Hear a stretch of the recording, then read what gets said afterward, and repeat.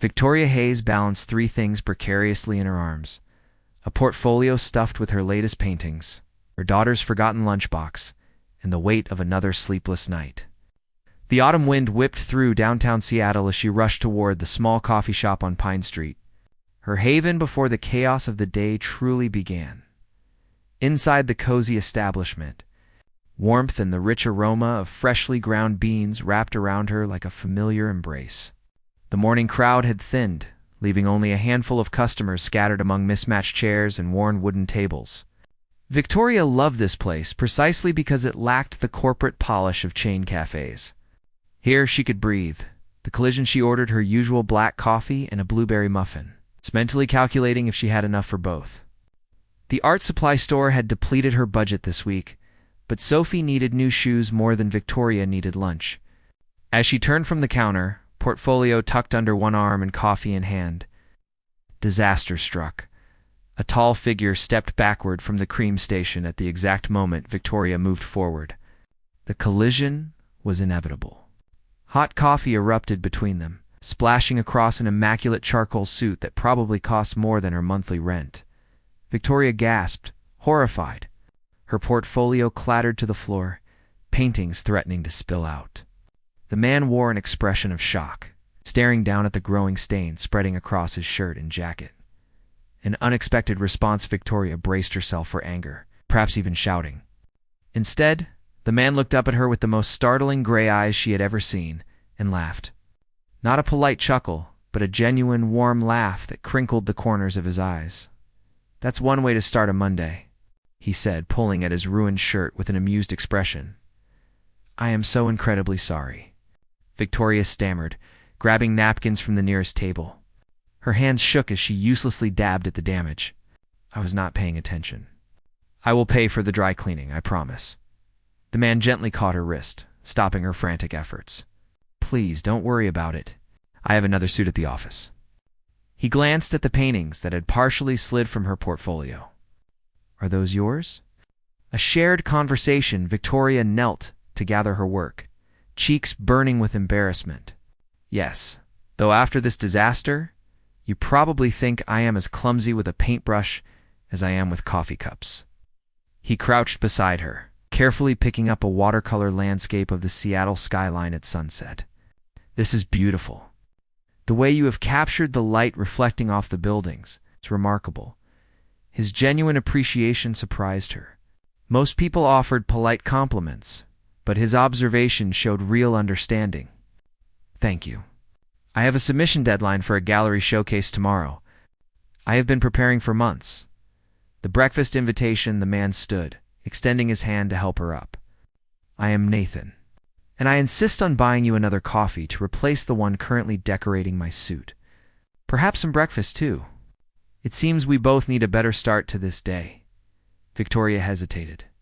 She had exactly 40 minutes before she needed to pick up Sophie from her morning program and return home to finish her submission package. But something about Nathan's easy smile and kind eyes made her pause. "I am Victoria, and I really should not. I have so much to do today." Nathan gestured to a corner table near the window. 15 minutes. "Consider it my apology for backing into you, even though we both know it was a mutual collision." Despite her better judgment, Victoria found herself nodding. They settled at the table, and Nathan ordered fresh coffee and pastries for both of them, waving away her protests about the cost. Dreams and reality, so. "This gallery submission," Nathan said, stirring cream into his coffee. "What happens if you get in?"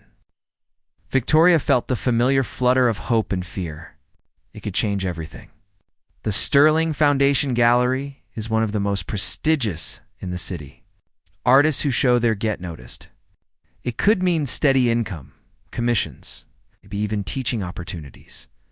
She paused, realizing she was sharing too much with a stranger. "Right now, I work 3 part-time jobs and paint whenever my daughter is asleep. Getting into this gallery would mean I could actually focus on my art."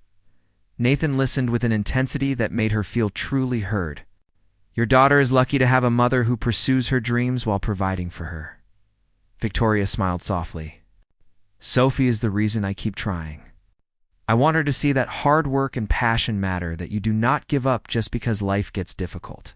Hidden truths, what about you? Victoria asked, deflecting attention from herself. What do you do when you are not wearing coffee-stained suits? Nathan's expression flickered with something unreadable. I work in real estate development. Lots of meetings, construction sites, paperwork. Nothing as creative as your work. Do you enjoy it? Most days, Nathan admitted, though sometimes I wonder if I am building the right things. He glanced at his watch and regret crossed his face. I hate to end this, but I have a meeting I cannot miss. A meaningful goodbye. They stood together. Nathan pulled out his wallet. Please let me cover your dry cleaning for the suit, Victoria insisted. Nathan waved her off. Consider it payment for the most interesting conversation I have had in months. He paused at the door, turning back. Good luck with your submission tomorrow, Victoria. I have a feeling the Sterling Foundation would be fortunate to showcase your work, as he disappeared into the busy street. Victoria realized they had not exchanged phone numbers or last names. She felt an odd sense of loss, as if something important had just walked out of her life before it truly began. She gathered her portfolio and headed home, unaware that Nathan Sterling had just spent his morning talking with the artist whose work would cross his desk the very next day, or that their coffee shop collision was only the beginning of a story that would change both their lives forever. Victoria stood before the towering glass building on 4th Avenue, her portfolio clutched against her chest like a shield.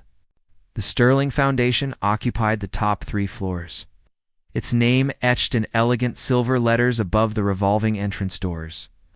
She had researched the foundation extensively over the past 6 months, studying past exhibitions, reading about their commitment to emerging artists, memorizing the selection criteria.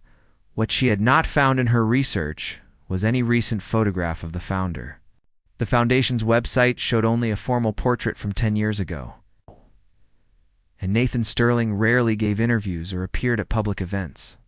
He preferred to let the art speak rather than his personal profile.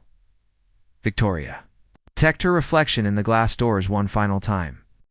She had chosen her best dress, a deep emerald that Sophie insisted made her eyes sparkle.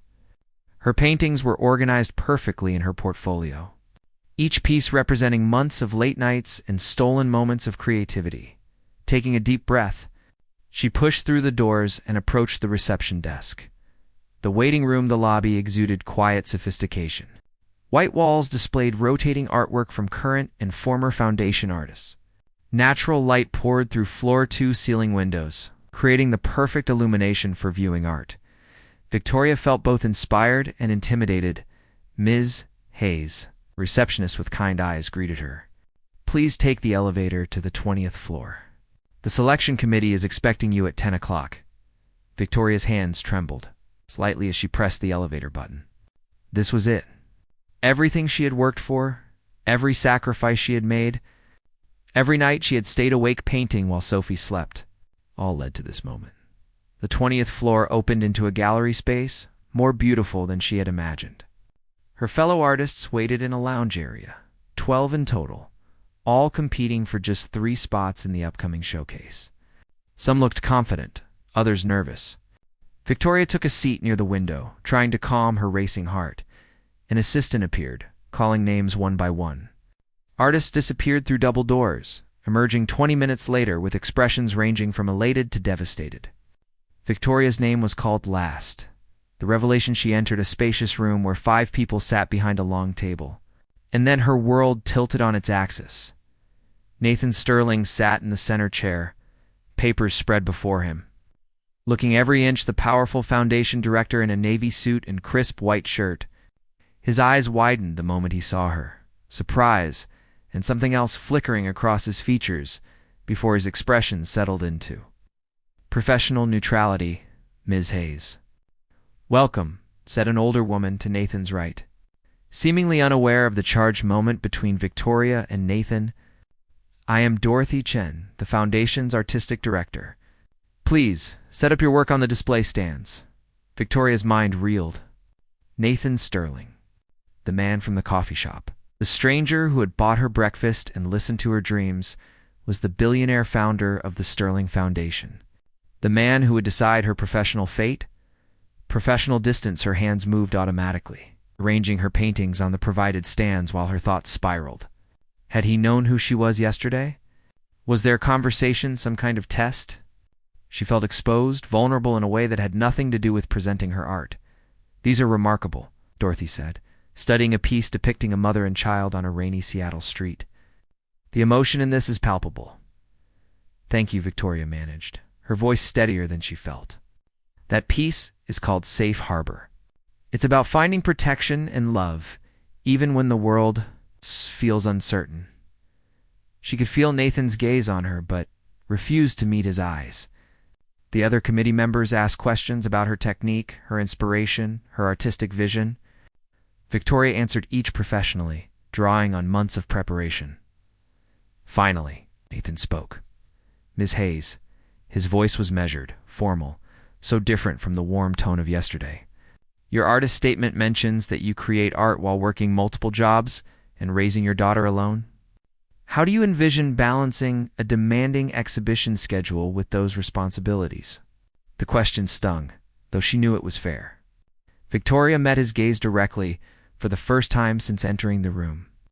"Art is not something I do when convenient, Mr. Sterling. It is who I am. My daughter understands that passion and dedication matter.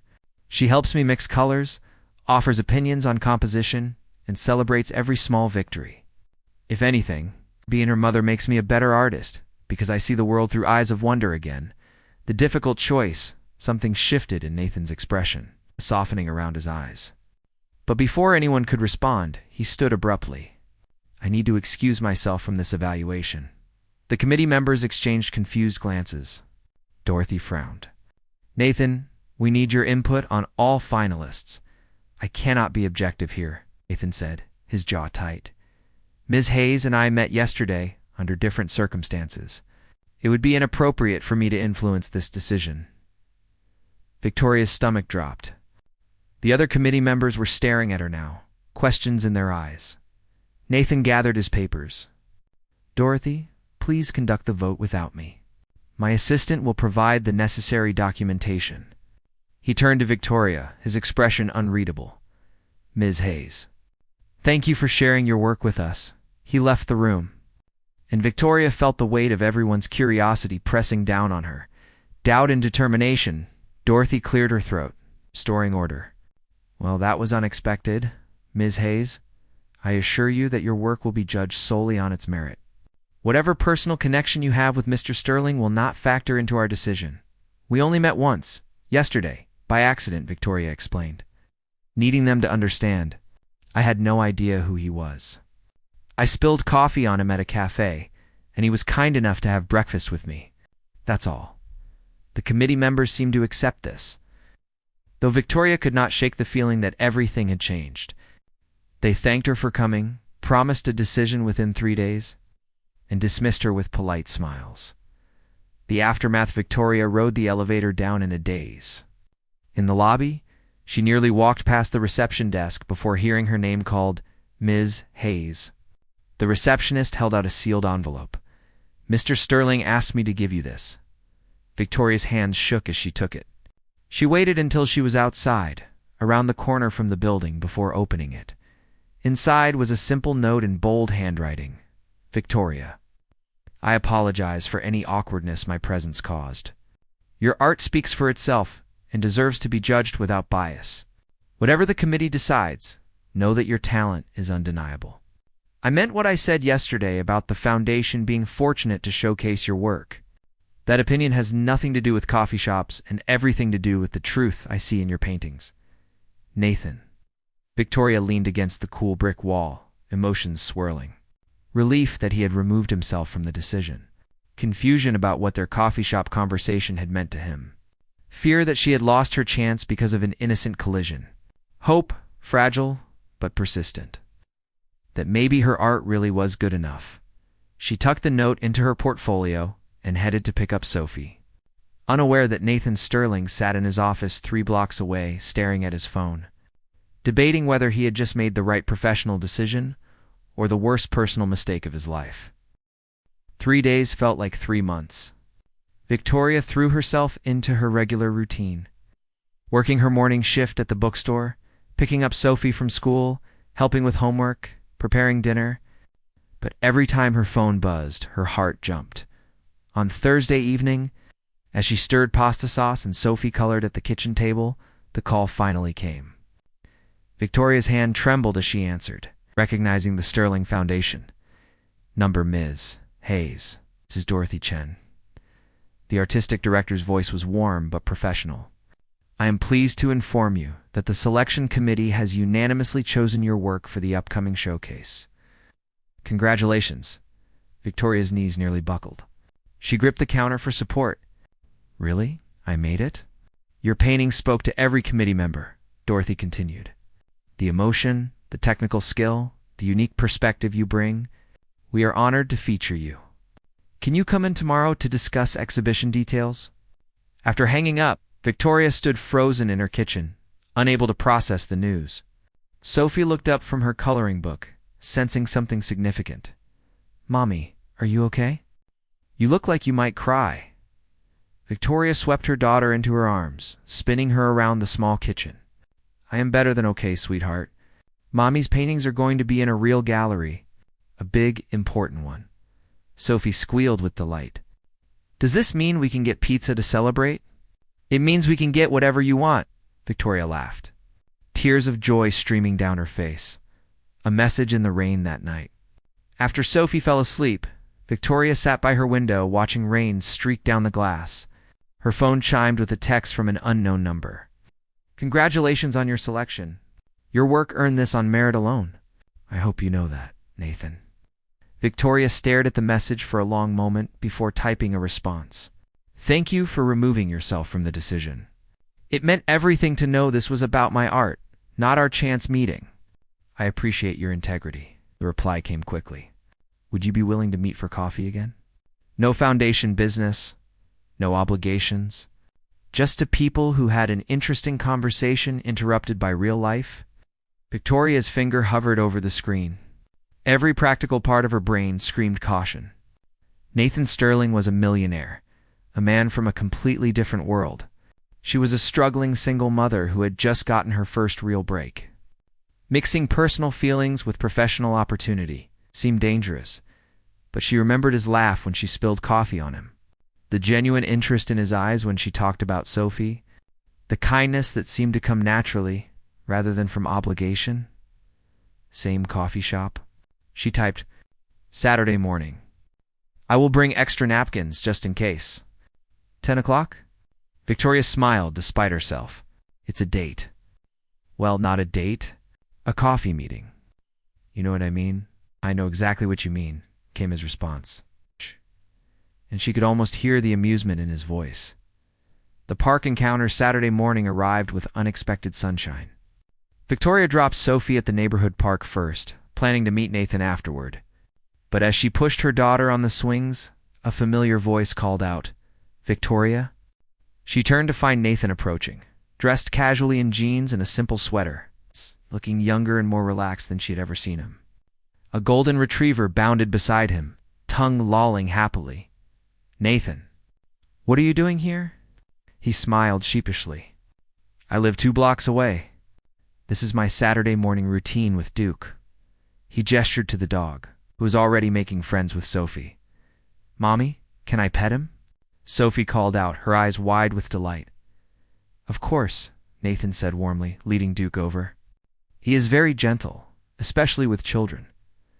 Victoria watched as Nathan crouched down to Sophie's level, showing her how to properly greet a dog, letting Duke sniff her hand before she scratched behind his ears. Sophie's delighted giggles filled the morning air. Shared stories, they ended up spending the entire morning together at the park. While Sophie played on the jungle gym with Duke watching protectively nearby, Victoria and Nathan sat on a bench, coffee from a nearby cart warming their hands. I owe you an explanation about the other day, Nathan said quietly. When you walked into that room, I was completely blindsided. Not because I knew you would be there, but because I realized how much our conversation had meant to me. Victoria studied his profile. You could have stayed on the committee. Dorothy would have been fair. Nathan shook his head. I could not risk it. Not when your future was at stake. But more than that, I realized I wanted to get to know you as Victoria, not as an artist I was evaluating. Does that make sense? It does, Victoria admitted. Though I have to be honest, this terrifies me. You are Nathan Sterling, millionaire philanthropist. I am a single mom who counts pennies for groceries. Our worlds are not exactly compatible. The weight of loss, Nathan, was quiet for a long moment. Watching Sophie climb the monkey bars with fierce concentration, can I tell you something I do not usually share? Victoria nodded, sensing the shift in his tone. 5 years ago, I was engaged to a woman named Carolyn. She was an architect, brilliant and ambitious. We had this perfect life planned out, the kind you see in magazines. Then she was diagnosed with cancer. Stage 4. We had 6 months together before she passed. Victoria's hand found his. Instinctive comfort for shared pain. After she died, Nathan continued, his voice rough with emotion. I threw myself into work. The foundation became everything because it was safer than feeling anything real. I went through the motions, built the business, funded the arts, but kept everyone at arm's length. Until a clumsy artist spilled coffee on me and reminded Emmy what genuine connection feels like. Sophie's laughter rang out across the playground, and they both turned to watch her slide down the slide with Duke barking encouragement at the bottom. I am not saying I have all the answers, Nathan said. I do not know how to balance your new career with whatever this is between us. I do not know if I am ready to be part of someone's life again, especially someone with a daughter who deserves stability, not complications. Victoria took a breath. My ex-husband left when Sophie was 1. He decided fatherhood was not in his plan. I've spent 5 years protecting her from disappointment from people who leave. The idea of letting someone in again, especially someone who could have such an impact on her life, terrifies me more than you can imagine. A leap of faith, they sat in silence, hands still clasped, watching Sophie play. Duke had settled at their feet, content and peaceful. So what do we do? Nathan finally asked. Victoria turned to face him fully. We take it slow. We get to know each other as real people, not coffee shop strangers or foundation director and artist. We protect Sophie by not introducing you as anything significant until we are both certain. We figure out if this connection we felt was real or just a moment in time. And if it is real, Victoria's smile was tentative but hopeful. Then maybe we both learn that second chances are not about perfect timing or matching worlds. Maybe they are about two people brave enough to try again despite the fear. Nathan squeezed her hand gently. I can work with slow. I can work with careful. I cannot work with walking away and always wondering what if. New beginnings. 3 months later, Victoria stood in the Sterling Foundation Gallery, surrounded by her paintings. The opening night reception buzzed with collectors, critics, and art lovers. Several pieces already had red dots beside them, indicating sales that would change her financial situation completely. But the moment that mattered most came when Sophie, dressed in her favorite purple dress, stood before the painting titled Safe Harbor with Nathan beside her. That's us, Mommy, Sophie said with certainty. You painted us. Victoria joined them, slipping her hand into Nathan's. It is us, sweetheart. All of us finding safe harbor together. Nathan looked down at her, and the emotion in his eyes took her breath away. Thank you for spilling coffee on me. Victoria laughed, the sound full of joy and promise. Thank you for buying me breakfast. Outside the gallery windows, Seattle's lights sparkled against the night sky. Inside, surrounded by art born from struggle and hope, 3 people who had found each other through chance and courage began writing the next chapter of their story together. The coffee shop collision had been just the beginning. Everything that mattered came after, built slowly and carefully on a foundation of trust, patience, and the willingness to believe that love could find you in the most unexpected places, even when you had stopped looking for it.